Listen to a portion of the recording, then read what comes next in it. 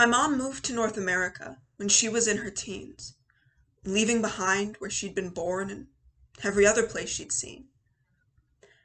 And I asked her what that change was like from India to here, and I listened as she talked about the overwhelm and fear.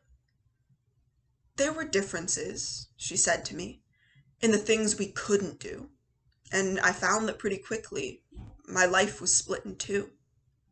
There was who I was with family and who I was with friends, and no matter who I spent my hours with, the line didn't end.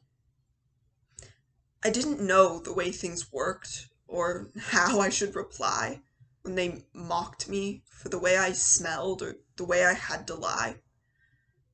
The more they laughed, the more I learned that being me was wrong.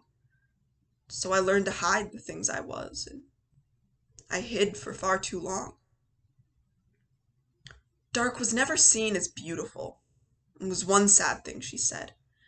And of our skin and faith and words, our hatred had been bred. The words that really stuck with me were among the last she spoke, as her voice grew slightly quieter, and I could have sworn it broke. Self-hatred is our legacy as humans on this earth, inherited from lives before, passed down to us from birth. And it fed mine to be ridiculed.